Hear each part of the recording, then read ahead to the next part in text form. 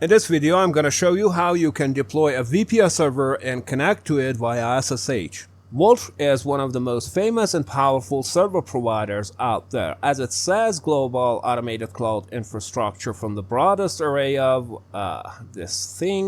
GPUs to virtual CPUs, bare metal, Kubernetes, storage, and networking solutions. It provides a wide range of services like cloud GPU, cloud compute, optimized cloud compute, bare metal, etc. In this video, we will be deploying a VPS server using Vultr.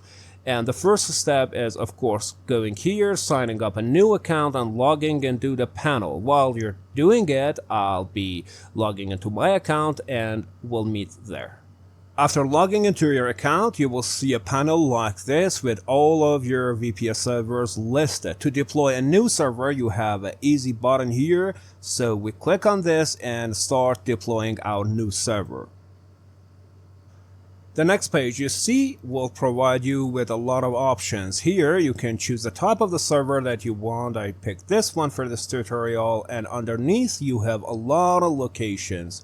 I live at, for example, for Germany, and also here we have a lot of Linux distros and FreeBSD, OpenBSD, etc. I live it as Debian 12, and underneath we have multiple different machines with different resources that the cost for each of them is different because of the power of the machine. I just picked the first one as it's the cheapest one, and also we don't need a lot of power for this tutorial. Also underneath we have some options, some of them free, some of them paid.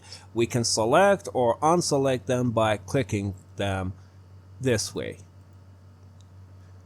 And underneath we can choose a host name, let's call it VPS2, and click on deploy the server and deploy this. That just costs $6 a month for us.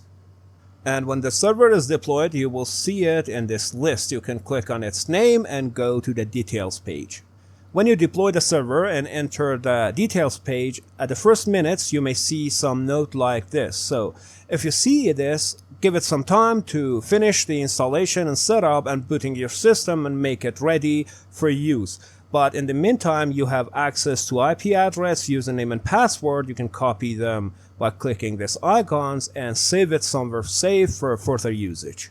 Now that the server is deployed and the setup is finished, we are ready to connect to it via SSH. We do it using a terminal, so open a terminal and type this command. To connect to a server via SSH, you just need to type SSH root and the server IP address, and after hitting enter, you will be asked for the password, and after giving the password, you will be connected to the server. And now that I'm logged into the server via SSH, I have a terminal just like my local machine that I can execute any type of Linux command on it. For example, apt update will respond just like a regular Linux machine.